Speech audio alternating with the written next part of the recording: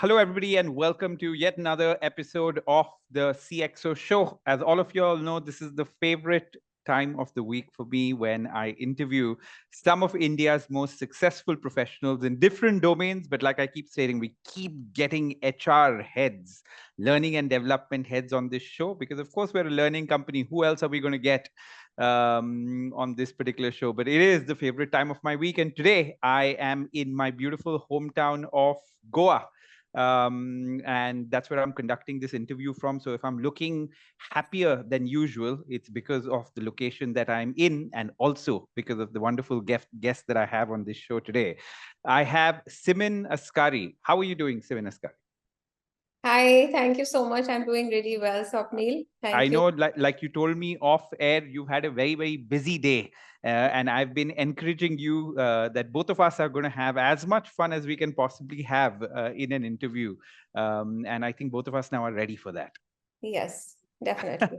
Okay, so Simin, the one thing that I'm going to do is keep the tone of this particular interview fun, light, and very, very candid. But the one thing that I'm going to do, which is going to be extremely formal, is read your introduction because I'm going to practically read that out because there's a lot of interesting things that you've done, and it deserves me to read it from a proper script. Okay. Okay. That makes Okay. sense, right? So, okay, Simin is the corporate head of HR and business excellence for the Dharampal Satyapal Group. She's the one responsible for aligning the HR function with the business vision and growth projections of various businesses of the DS Group Pan India. And like I was mentioning to her earlier, I've been to her office. I have been to the DS Group office, and it is the best office that I have seen in India. Right, it is so tasteful, it's so wonderful, and it was such a pleasure for me to be there. And everybody from the DS Group was such pleasant hosts to me. I had a wonderful lunch in your particular canteen that was unlike most lunches that I have in corporate canteens. The food was spectacular, and I had a lovely panna, I think, I'm for so glad you had a great experience here. Yes, it oh is one of the best offices that I've ever worked as well. yes, And yes. I think thanks to that, even though we are not sitting in Goa, I'm still Yeah. very happy sitting here in this office. Yeah. Yeah. True, true, true. I would be very, very happy. I couldn't get over how beautiful that office was, right? And that's why I want to keep coming and keep coming for lunch Yes, sure. the next time, right? So Simin is a veteran in the HR industry, having over 3 decades of experience in HR, spanning across sectors like media, retail, and manufacturing. Her core competencies include managing HR strategy, workforce planning, succession planning, training and development, industrial relations, and performance management for a diverse and dynamic workforce. Prior to joining the DS Group, Simin was associated with organizations like the Times Group, Wave Rebel, and Apollo International.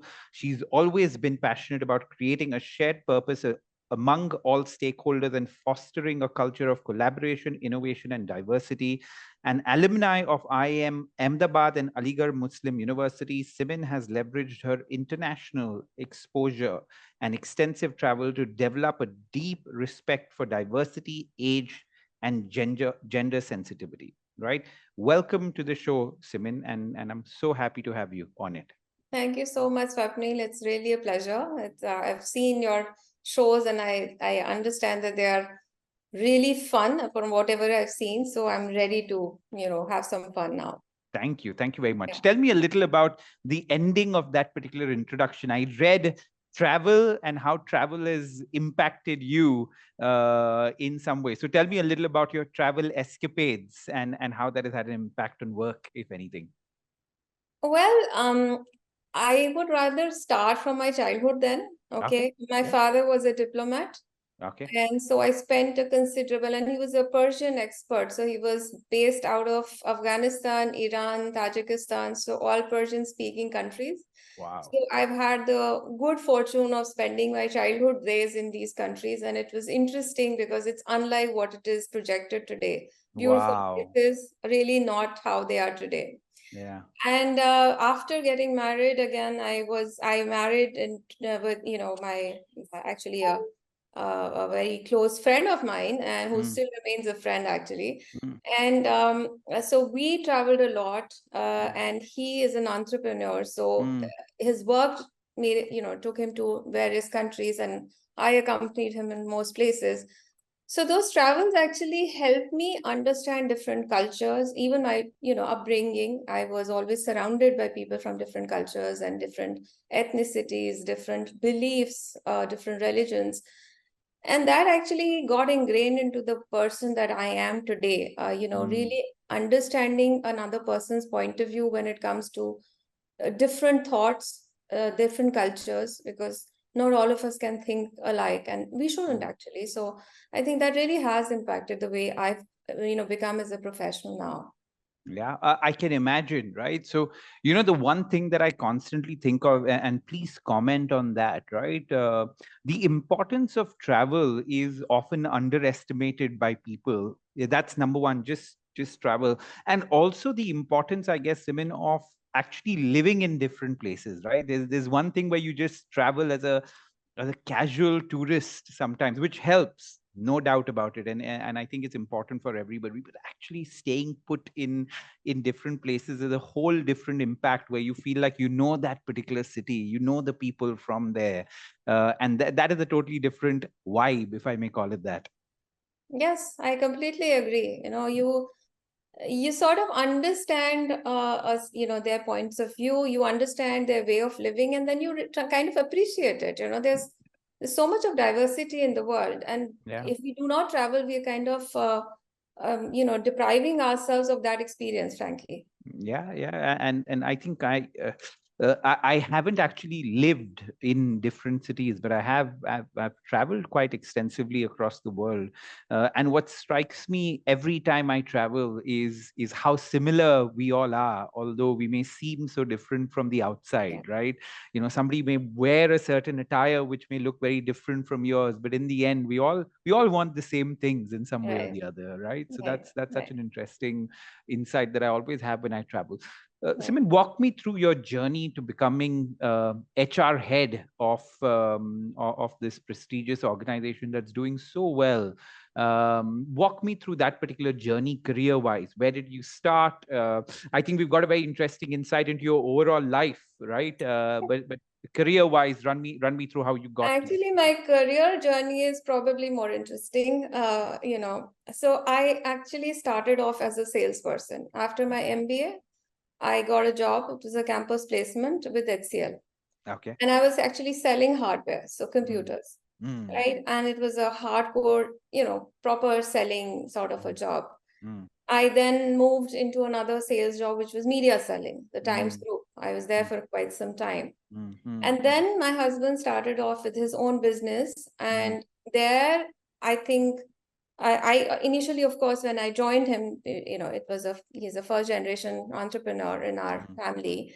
So I joined him, and the first role that I got was obviously sales and business development, because that is Yeah, what I was doing. And I yeah, used to accompany him, understand the requirements, deal with the buyers, stuff like that. yeah. But then the factory started growing larger. Mm, And then there was a need for somebody to actually start looking at the manufacturing side of things. yeah, I think my journey as an HR professional started from there.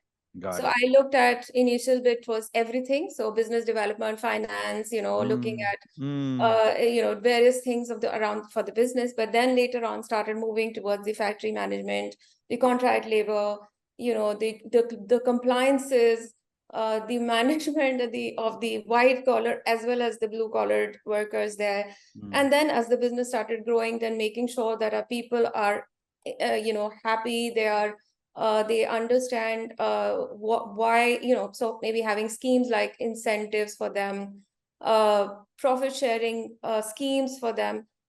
Unknowingly, I think I started mm, moving towards these things which were more HR centric, and mm. I started enjoying that. And Got then, it. of course, I started upgrading myself, because you really can't work in HR unless you know the laws, the labor laws, the Yeah, nuance and all of that. So yeah, some things I think came from instinct, and some, of course, from the way I evolved.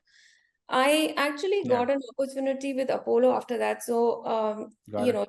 they were looking for a head of HR.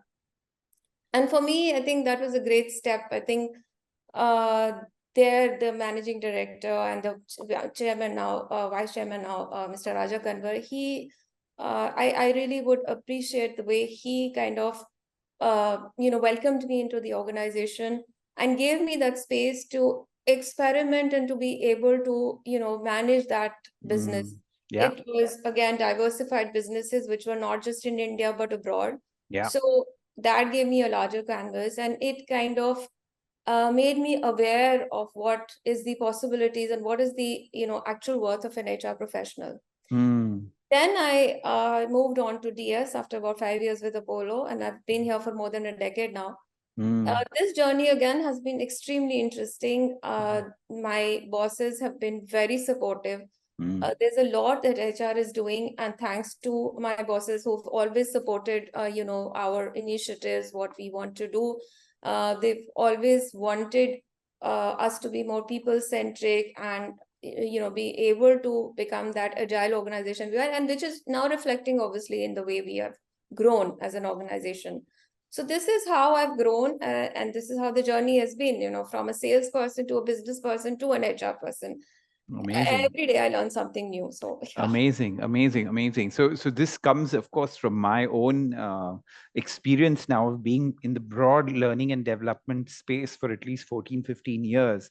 I've often seen that the best HR executives, heads, managers often have a business background to them, right? So that business background could be in the form of actually running a business unit, or it could be in the form of doing sales, Yeah. or something of that sort, right? And I've always seen that those people, when they get to higher positions, especially in HR, are the most effective because of that background that they have in doing something which is non-HR, right? And that really helps because that exposure that they get makes them think quite unconventionally about HR, where they know that, hey, people are very, very important, right? Anybody that doubts that people are important, is not going to last in any kind of world today. But along with being people centric, it's very important to also be business centric and know what business really wants. And people with this background really can bring these two worlds together. Yeah, Swapnil, the entire, I would say, the landscape of HR has changed. Yeah, From being a transactional role, we are now strategic partners to the business. yeah, And understanding business is core to the entire thing. You yeah, cannot be a strategic partner unless you actually understand what the business needs are. yeah, yeah, And that's really something that I feel every HR professional should be able to. I mean, I was fortunate. It was just pure destiny that I kind of moved from one role to the other. It yeah, wasn't planned. I really didn't think I would go like that. yeah, But I yeah, think it was a great thing that happened for me. And yeah. if it does happen for other HR professionals, I think that Yeah. is a great thing to do, really. Correct. True, true. And my suggestion more often than not, but then you can chime in on that. My suggestion to a lot of HR people is even if you don't have the good fortune of probably starting off in a sales or business development or some role like that, keep taking up different projects where you will actually be working on a non-HR and a hardcore business kind of environment, right? Where you're driving something there, because that knowledge is indispensable, like you said, in today's day and age, where you really need to be a strategic partner, right? Right. To business. So I think that's quite amazing. The other kind of thought that came to my mind is, there's this lovely quote which I like that says, those who think they can, those who think they can't, right?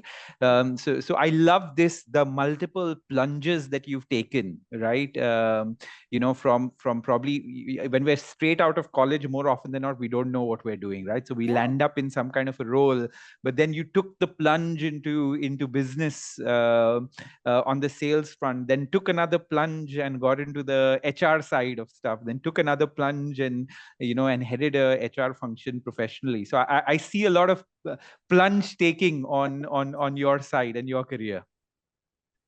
Well, yes, I would say so, but I think I just need to give the credit to the people who've taken that, risk with me as well. Yeah, So yeah. they did have that confidence that, yeah, maybe she can do it. So I Yeah. think they also deserve some applaud here. Yeah, yeah, of Yeah. course, of course, Yeah. of course. It takes a whole, what is that? It takes a whole village to raise a child kind of Yes. situation, right? So it Yes. takes multiple people to show faith in us. However, that said, I think credit due to you as well, right?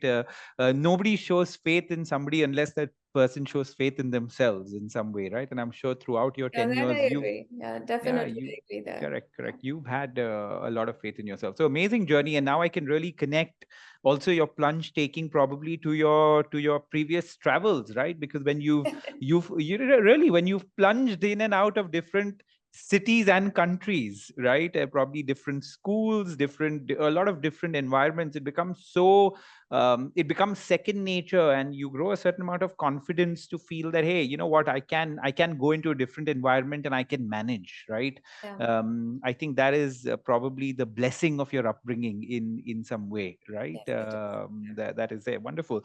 So what are the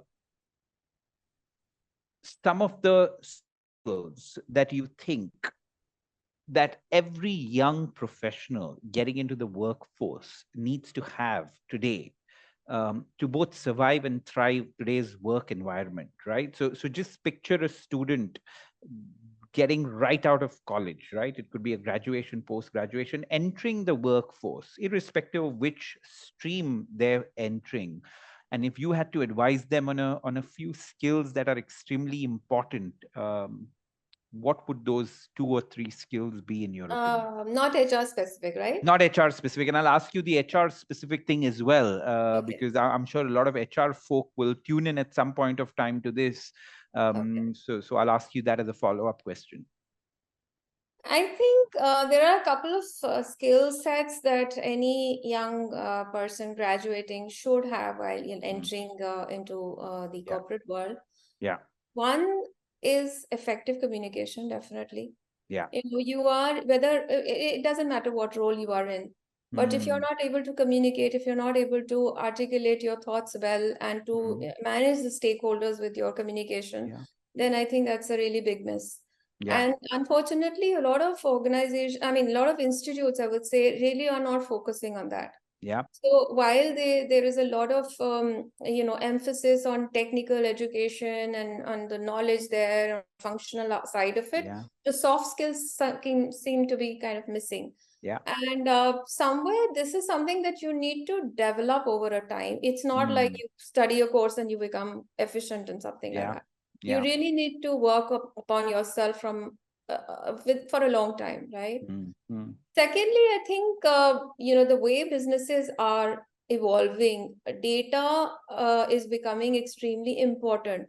So, mm, being data centric and being data driven for all your decision making is going to be extremely important, and therefore, feel that every student passing out should have some understanding of analytics, of data driven decision making, of how to interpret data, some sort of analysis, that has to mm, happen. Third thing that I feel is very important is your agility. Again, mm, soft skills, the way you are, you need to be able to kind of mold yourself from one situation to another. If mm, you're able to do that, then you're really successful in life, mm, because you're not a one mold person. You are mm, able to handle various situations. You're able to leverage on your strengths and adapt to the situation. So I think these two three things are extremely important for anyone who's passing out and should be able to yeah. sort of work for them in the corporate world. Yeah. Correct. Cool. I was smiling through your entire answer because if I were to give this answer, if anybody asked me this question, my answer would be pretty close to what you said. Because I've been asked this question so many times, right? As to which is the most important skill, right? Agnostic to any particular industry or any particular department within a company. And I can't tell people enough about how important communication skills are, right? And I keep then I started referencing to communication skills as a meta skill or a Mhm. foundational skill, right? Yeah. That's how I started referring it to it, because and by foundational skill I meant that if you better your communication skills, you automatically enhance a lot of other skills connected to it, right? So Mm-hmm. if you're a good communicator, your ability often to lead well improves, right? Because you Yeah. can communicate clearly to your team, right? If you can Yeah. communicate well, your ability to become a good team member goes up, right? Then your ability to influence or sell goes up, your ability to negotiate goes up, your ability to, we could go on and on and on, right? That becomes like a huge foundational and meta skill. And I still don't see enough of emphasis being laid on that, right? Or enough of training really happening on the communication skill. So I would totally agree with you. The second thing that you spoke about, which is data centricity, and again, I had a huge smile on my face because learning every time I do a learning and a meeting with one of my customers, I can't sometimes I feel like I'm being evangelic about it, right? But I keep talking about the importance of data literacy across the company, right? And I mean from the literally the frontliner to the CEO. You get what I'm trying to say? Each one of them needs to be data literate, which is their ability to analyze data, the ability to take decisions based on data, the ability to visualize data, the ability to data storytell in some way, right? Each one of these components has become so critical in the modern workplace, right? Because every meeting after meeting, people will ask you, hey, show me the data, right? you Yeah. you were in a bunch of meetings the whole day today, and I'm sure data played such a critical role in it, and yet nobody worth their salt is really trained on this particular subject, right? And I think that's very important. And of course, agility, right? Because things are changing so often, Simin, and I'm sure you'd agree with that, right? Whether it's a large company, things are changing very, very quickly. Whether you're working for a startup, things are changing very quickly. Things are changing quickly within your department, right? That often. Mm-hmm. So I think these 3 points that you laid are wonderful points. Thank you. Mm. Where did your how did you think of data? Because I've asked this question to a lot of HR heads, but this is the first time somebody like went in a precision way, went and said, hey, data analytics, you need to get that if you're going to be So part of the modern I world. think as an individual, I'm also pretty much data driven myself. I mean, I Yeah, like to base my decisions on certain facts, and the facts come from data. correct. So if somebody is able to present data, then I'm ready to change my whole opinion as well. I Mm, am not fixated on my ideas, and I really yeah, want decisions, and that's how the businesses actually work as well. yeah, yeah. If we are to be true strategic partners to the business, then we must understand the various nuances of the business, and that comes from Yeah, data. yeah. you know how the sales happening, what SKUs are selling better, what is the problem there, is the finances, are the finances in place, how Mm, are the people working, who's performing, who's not. Everything is data driven ultimately. yep. How do you take your decisions without actually looking at that data? It's not based on your perception or the way you think it aisa ho sakta hai. That doesn't happen. Mm, You really mm, need to figure that out. And I don't know how, but I've heard a couple of people who've taken up HR, and I've asked, why have you taken up HR? And they said, we really didn't like maths, and mm, we didn't want to get into finance or something. So HR seemed to be more people centric, and that's why. But I mm, mean, I really beg to differ. HR is one yeah. place where you actually look at data day in and day out. And there's no need to be afraid of maths or afraid of the numbers. You Mm, really, and there's so many tools actually that help you. So you really don't have to do everything on your own. You just need to have that insight. Okay, if I have to look at certain things, what are the matrices I have to monitor? yeah. And that comes from data. Yeah. So, Yeah. It's so interesting, right? Because I had again a big smile because in the past, if you think of it, Simin, that it was a great answer that somebody would give saying, यार मुझे ना finance पसंद नहीं है, मुझे ये uh, पसंद नहीं है, मुझे लोगों से बात करना बहुत पसंद है, so I uh, will join HR, right? And the yeah, modern HR role is so not like that, right? It's yeah, so not यार मुझे लोगों से पसंद है बात करना, right? You can't be in that mold anymore. yeah, And you definitely, like you said, need to be data driven, whether you're HR or whether you're any other department. But the old mold of HR doesn't work anymore. I think yes, both of it us would doesn't. agree Yeah. with that. Tell me, I'm sure all these 3 things that you mentioned are important for a young HR professional as well, entering the workforce. But give me your top ups to this particular answer. If I'm an a young HR professional entering the workforce? Beyond these three things, what else do you want from me? Well, as an HR professional, besides, of course, understanding the business, which is quite important, you should understand whenever you are going to an industry, understand what it is all about. Try to Mm, understand the business, the nuances of mm, the business first before you actually start taking decisions or people yeah. decisions there.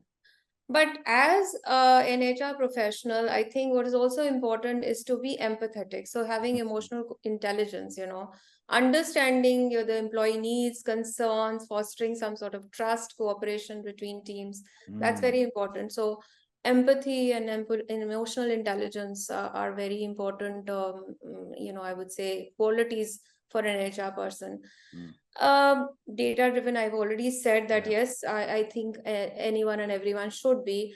Mm, But one thing that HR professionals don't do, and especially young ones, is that they do not understand the importance of networking. mm, And that's also something that I feel is very, very important.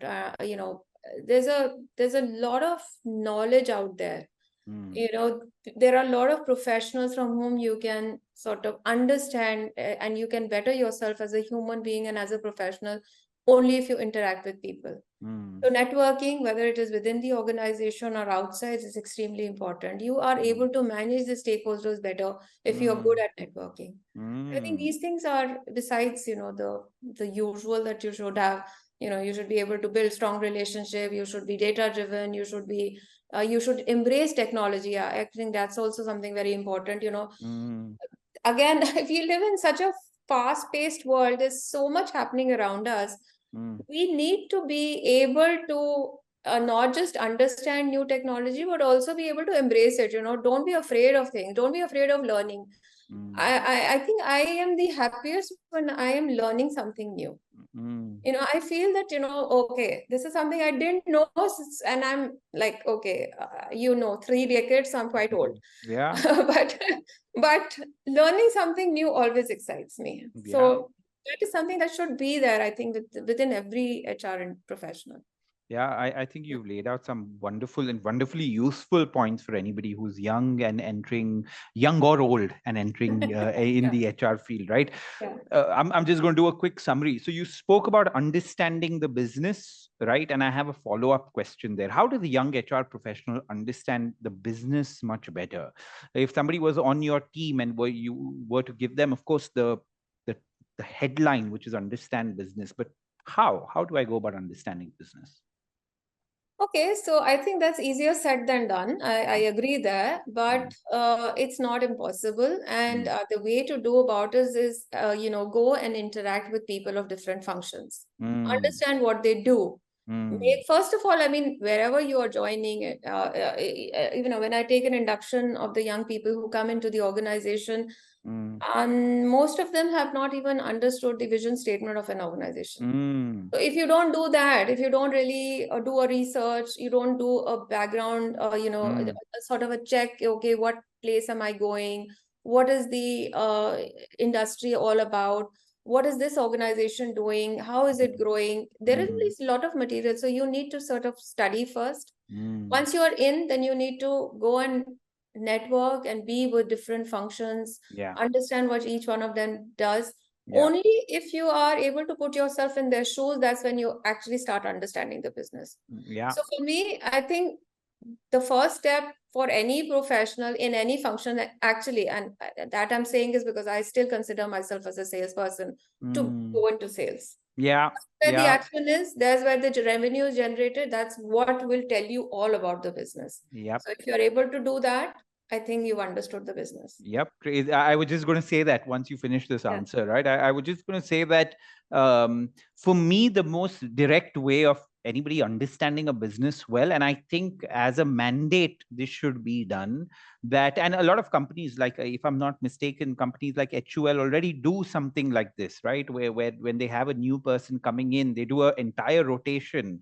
Even if they're meant for an HR function, they don't start with HR, right? They go into So we different also have a departments. program like that. You finish Yeah, it and I'll tell you about it. yeah, Yeah. yeah, yeah, yeah. Yeah. But I think that is so critical to get an understanding of Yeah. business, right? Because go go wherever you're closest to your customer is the best way to understand business well, right? So if you're in Right. the FMCG space, hey, go and talk to your final consumer, go talk to your distributor, go talk to your retailer, right? Go talk to all these people, and you'll get a true sense of the business, right? If Right. you're say if you're the HR in charge of the logistics department, hypothetically, right, go and sit close, where their business is happening, where they're talking to their vendor partners, where they're talking to their suppliers, so on and so forth, right? So the closer that you are to your final customer, or as an HR person, even your final customer, I think that becomes the best way to know the business, and not really sit in your AC office in some way, right? Absolutely. Yeah, Absolutely. you were saying about your program or something Yes, that we you're have a doing. program. We call it the DSACE program, Yeah. right? And this is a program where we get in fresh graduates, with some lateral experience as well sometimes, but Mm, graduates from the top institutes of the country. mm, And these guys are actually taken through a 6 month induction yeah, where they go through everything. So all like manufacturing stints, they'll have yeah, sales and distribution stints, they'll yeah, have the core functions, the support functions. So they will sit with finance, marketing, HR, yeah, IT, yeah, understand what each one of them is doing, and then yeah, finally be placed, in either with a department head or business head or a director, yeah, in strategic roles and yeah, also certain operational roles. So yeah, that actually gives them an idea of the entire organization. We are a yeah. diversified organization. We have Mm, several different kinds of business. Each mm, business has a peculiar, requirement. And mm, unless you really go through all this rotation and understanding, you really yeah, don't get it. So, yeah, so yeah. that's how we've designed it. Yeah. Yeah, and it's so crazy, and I'm sure you'd be able to relate given your sales experience as well. Often in business, things that may seem so similar off the face aren't similar, right? Not Two at all. products that may seem very similar in nature, and yet one will totally take off and be a massive success, and the other one, where you think you're in a way replicating the same ones, won't succeed, right? And that's how business is, right? And the closer you are to your final customer, I think, and that's a wonderful program that you have, right, of encouraging people to actually do that. So for me, I think that's the number one thing, right, in terms of actually understanding business. And all HR people, right, go talk to your sales Yes. sales colleagues, right? Go on the field, do that, and that would really matter. I used to work at L'Oreal at one point of time, Simin, and it was almost mandatory, and I was in a marketing role, and it was Mm. almost mandatory for us once every quarter at least, if not more, to go on the field with the salespeople, right? Because otherwise we were just making our marketing strategies and everything from AC offices in Bombay, where our customer is somewhere in Ludhiana. Simin, so you spoke about empathy and emotional intelligence being an important kind of trait, or a behavior that needs to be incorporated by a young HR professional. So, how does one go about building this skill of empathy and emotional intelligence? Empathy is, something that you can experience only if you're putting yourself in somebody else's shoes. So Yeah. essentially understanding their point of view. And I Mm, think the way to start developing that quality is by active listening. mm, you know um that I think is the first way, that you would be able to understand somebody's point of view if you are non-judgmental, if you're mm, actively listening, if you're asking open-ended questions to mm, people, and mm, then sort of understanding their point of view. mm, mm. For me, I think listening is very important. There are Yeah. many times when we talk a lot and we Mm, really don't listen enough. yep. Yep. So Yep. yeah, I've learned that the hard way myself actually. But Mm. I've been told a number of times that you speak a lot, but I think I actually developed that the habit of listening now more. So as I Mm. said, learned the hard way, but I think that's really important. Yep, Really. yep, yep, yep. Yeah. So at one point of time, a long time back, when I used to do a lot of training programs, we did a 1 day training program with the National Stock Exchange with a lot of their people just on listening skills, right? Yeah.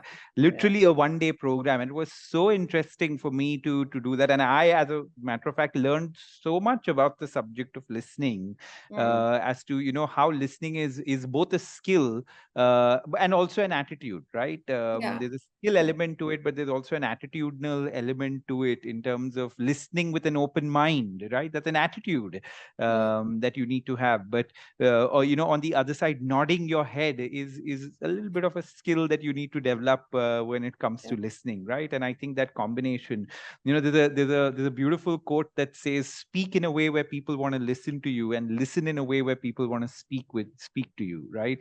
So I Yeah. think a good communicator can do both extremely well. Yeah, I mean, if you are listening to somebody, then the other person should actually feel that you're listening. They should Mm, have that confidence that whatever they've said, you've actually grasped it and you've mm, actively listened, yeah. and you're actually understanding their point of view, right? Yeah, yeah, yeah, yeah. And I'd share very often, I'd ask people to think of, who they thought was the best listener they knew in both their profession. This was an exercise that we ran, right? Who's the best listener that you know in your professional life? And who's the best listener that you know in your personal life, right? And anybody that you thought of in these two worlds, more often than not, would be somebody that you're close to, right? Which is Yeah. so interesting, Yeah. right? Yeah. Even in your personal side, your best listener would be somebody that you're close to. On the professional side, the best listener would be a colleague that you're very close to, or a boss that you treat like a mentor, or a subordinate that's the best performer, right? Right. So it's so interesting how much power kind of good listening can have, and you don't even need to open your mouth, right? And yet Yeah. you can do so much. I also like your other points of saying, hey, ensure that you're networking, which is constantly talking to different people, as an HR professional, a cross section of people within your company. You spoke about embracing technology as a important part of being an HR professional, and of course, last but not the least, the importance of learning, right? I think people can tell when an HR professional is a constant learner themselves, or just paying lip service to learning, right? And I've seen often the best HR professionals are the ones that take learning very, very seriously. Yeah, I agree. I think one needs to understand that learning is a lifelong journey, It's not like you've you've grown or you've Yeah. attained a certain status, Yeah. you've gotten a certain designation, you don't really need to learn more. It Yes. never stops. It Never never stops. stops. We're constantly learning. I mean, we're learning from our children, we are learning from our peers, we are learning from our seniors, from our juniors. I mean, there's a concept of reverse mentoring after all, so Absolutely. which is so exciting because the generation now that is passing out of colleges are so full of ideas. Believe me, when I sit with them, I Yeah. think that's really the time when there's so many light bulbs actually that are lighting up. Oh, this could be a possibility. This could happen, Yeah. which you've Yeah. never thought of because those are the younger people who have all those ideas, and you're Yeah. learning from them constantly. Yeah. Absolutely. Sleep smarter than you woke up every day, right? That's my mantra in life. Sleep at Yeah, night smarter than you woke up. And any day where you feel like that is a great day, it's right? a great day. Where you Yeah. you slept. And yeah, the thing with Simin, I'm sure you'd agree with that, right? So when you're a constant learner, you're constantly feeling young for some reason, right? Yes, I Right, because agree. I don't know what that connection is between feeling young and learning in some way, Right. but I think it's also like there's a beautiful quote that says wisdom is knowing how much you don't know, right? Yeah. And I just feel the more you learn, the more you realize you don't know, and maybe there is something about that not knowing that makes you feel a little young. Yeah. And the worst kind of people in general, but especially HR people to meet are the know-it-alls, right? They feel And like, you know enough of them, so yeah, yeah. absolutely, right, Yeah. absolutely. Yeah. Yeah. And just I know I'm going, I'm belaboring on this subject, but I think the combination that you spoke about of being a good listener along with a good learner is so important for an HR person. And I loved how you brought these two things together, because you need to, in a way, treat every conversation that you're having with a stakeholder by being a good listener and also being a good learner of what his problems or challenges are. Right? You get my point of what I'm trying to say. So you Yeah. need to enter that conversation saying, hey, I want to listen and I want to learn as to what your challenges are. I don't want to come with my preset solutions, answers, rules, regulations on what can happen, but I want to find a solution through listening and learning, right? So I think you wonderfully brought those things together. Simin, what have you seen as pre and post COVID? How has the world changed from an HR lens? Tell me a little more. Tell me two or three things that are really standing out, or is it all the same? And this is a question that I, Definitely I not the love. I same. love asking HR people this because they have such a great lens on this thing. So tell me about pre and post COVID. A lot, I think, for HR has changed. Yeah, HR was at the center of everything during the COVID pandemic. yeah, HR professionals were the ones who were actually responsible for the entire business operations running up and yeah, running. yeah, There's a lot that has sort of changed, and definitely a lot for the better. yeah. For one, as an example, is definitely the use of technology. Mm, A lot of things that we wanted to do, we aspired, we kept pushing the management. Let's introduce this, let's introduce, for example, virtual interviews. Let's do virtual meetings. Why do we have to fly in people? Why do we have to waste so much time? That all, just the pandemic sort of just made it happen, mm, right? So technology and the use of technology and the adaptation towards mm. that. So people who never worked from home or were not able to use technology were able to do that, right? Second, I think it is COVID also helped put HR at the helm of affairs. So Mm, we kept saying, we are this department is important, or we are strategic partners, or we want a seat at the table or whatever. COVID actually made it happen. So we were the ones everyone was coming to, mm, for whatever. And I think HR professionals across the world, they performed their best during this period. yep. They actually were valuable to organizations. Mm, They were the ones who were not just helping the operations run, but also comforting people, yeah. making them feel safe, making sure that the employees are equipped with whatever they wanted, and in whichever possible way. Mm. So yeah, things have changed definitely. Yeah. Yeah. And what have you seen as the changes from a workforce point of view? Have you seen any behaviors that are clearly post-COVID behaviors in the workforce?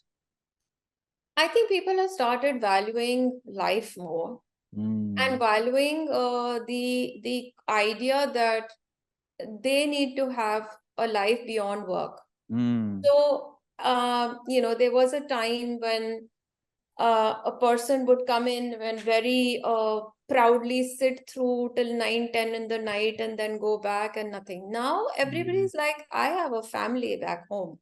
I need mm, time for them. I need time to enjoy. I need time off. And they understand that, anything can happen, and I would have missed, just enjoying life. I would just grow old yeah, without really enjoying it. yeah. Look at you sitting in Goa enjoying there, right? Yeah. Yeah. Yeah, yeah, yeah. Yeah, but I think that's something which is really it shook everyone, Yeah, and people have started doing that. yeah, Second is, a lot of people are now considering contractual work, yeah, project based, gig economy, for yeah. example. So they are fine with not having full-time roles. Mm, They're mm, fine with changing jobs when they want to. They're fine with stopping and saying, okay, I need a break. I need 2 years mm, to spend with my family. They're all fine with that. And I yeah, think organizations are also going to be fine with that. yeah, If there is a career gap, why is there a career gap? Because, oh, well, I just needed time off. yeah, And I think we are going to be fine with people yeah, saying that at the end. yeah. So that's what's changed. You know, Simin, it's so crazy because I've now kind of done quite a few episodes of this show, and just my even off-air interactions with a lot of HR folks. When I ask them this question about the change in the workforce post-COVID, every person says the exact same thing, right? Which is the first question, thing that you spoke about, that people are valuing a life a lot more, and it's being seen through a better work-life balance in some way, right? However, Yeah. people may like to define that particular thing, but there is a value for the now. There is a value for family time. There is a value for taking that vacation that you wouldn't probably prioritize otherwise, Yeah. and prioritizing a lot, and which I think is a huge positive, right? Yes. Because I think that one of the things, and I have no experience of working in the Western world or the world outside, but often I would hear from people there, like in places like Australia, where people have always been like that in some Yeah. way, right? Where they have tried to balance things out a lot more, and I'm glad to see that people are doing that, and therefore organizations in a way will be compelled, in a way, to change themselves to adapt to this particular behavior. But I think that's a characteristic change that I've seen across the board with every HR professional, including in our own company, because we're quite large in size as well, right? So I think that's a great one. And also the other thing that you spoke about, right? I think there's a little more confidence that people have, Hmm. in saying that, hey, this is how I want to structure my career, Yeah. right? I don't want to do it the conventional way, but I'm very happy, like you said, taking a break if required and coming back, or choosing slightly more unconventional paths to career success, right, as defined by them. So I'm glad that this change is being seen far and wide, Yeah. Yeah. right? Because it's an important one. My final question for you, Simin, is around your own leadership, right? You lead quite a big team, I'm assuming, at your organization. So, as a leader, how do you lead teams effectively? What would be your two or three things that you could share that helps you? Um, so I like to lead by example, Mm, right? If I am saying something, I'd rather do it myself and show that, okay, this can be done and this is how you do it. mm, I like to walk the talk. I don't want to just preach and say, okay, you do it, and I'm a leader. I don't really have to. mm, I like to do it like that. So mm, I think that's one. Um, Second, I think the way I lead my teams and the way I want them to function is by empowering them and by delegating work. So mm, I want people to take ownership, and that can't happen if I take everything and I put it close to my heart and not let mm, people function the way they want to. mm, mm, So empowering my team and delegating work, I think that's the second thing. mm, And third is that I'm quite okay when people fail. mm, I'm okay with somebody coming and say, "Okay, ये गलती हो गई. Yeah, this is wrong. mm, This is something that I've done wrong, or this is how I failed." I am okay with that. mm, I mm, don't. I mean, you learn from your mistakes. One mistake is fine. If you repeat it, then there's a problem. But if you yeah, learn from that mistake, then I'm really happy yeah, that you've actually yeah, faced that. yeah, So that's probably how I, function with my teams. yeah, I like to communicate clearly. At least I think I do that. So mm, I am quite uh, upfront with what I want. I don't like to mince words and sort of go mm, around and tell a story. Maybe it's a plus or a minus, I don't know, but that's how I am. yeah, yeah, And that way, I think if I am clearly communicating what are my expectations, I expect yeah, the other person to just take an ownership and say, okay, ठीक है, आपने बता दिया, this is what will be done. And I don't yeah, want to like following up with people. So I've given you enough authority. Please go ahead. If you want to make a mistake, I'm fine with that. Just come and tell me mm, that this is what has yeah, happened. So yeah. yeah, that's it. Yeah. Yeah, I think all the points that you shared, you're very precise with your points, but all of them are quite valuable, right? Because I think leading by example, I think nothing is more important than that, Yeah. right? One of the things that my biggest learning as a parent, I have a 5.5-year-old, and is so many things that you can see at home are often same things that you see in office, right? So the biggest way, in a way, is you set the example and they follow in some way, Yeah. right? Whether they're your children or whether they're your team members in some way, right? I think it's a universal thing around that. I'm always for the power, like you mentioned, of empowering people and delegating a little more than people can chew, right? And that grows people's confidence in such a big way. Yeah. And that's possibly the biggest favor you can do to someone, right? By delegating something to them which is important, right? And of course, being a clear communicator is very important. I think that's a common theme in all kind of professional success, whether you're an individual contributor or an HR leader or just a leader in general.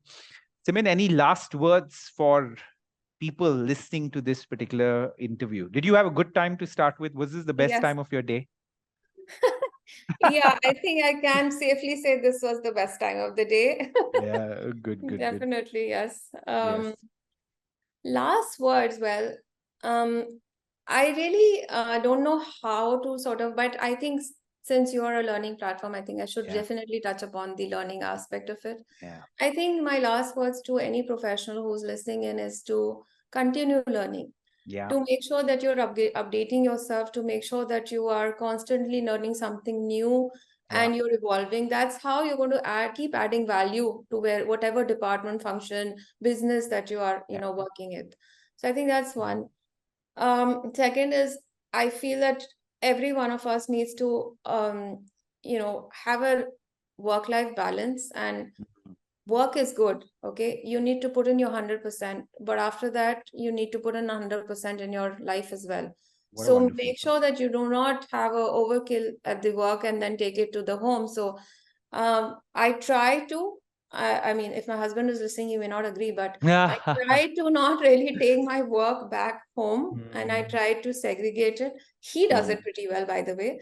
So he mm, leaves his work behind, and mm. we have after work, this is just family time. So I think that's Yeah. very important. A lot of us don't know how to segregate that, don't know how to Yeah. separate work and family life, and sort of have two different compartments for that, so to Yeah. say.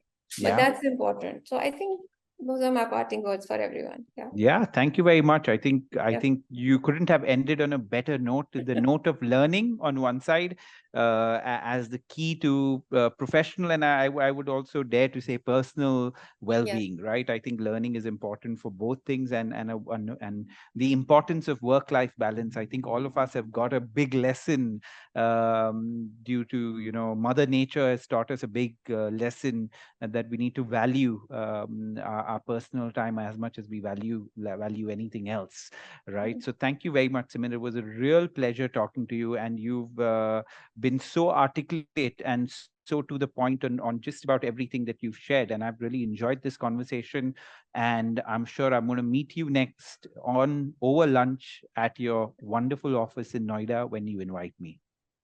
I so look forward to it, Swapnil. It's been a real pleasure. It was a very interesting conversation, unlike any other talk that I've ever done. So it was fun. Thank you Thank so you. much for having me, and I'm hoping that your audience is going to take away some learning from this as well. So thank you so Definitely. much. Definitely. Thank Thank you. you. Thank you.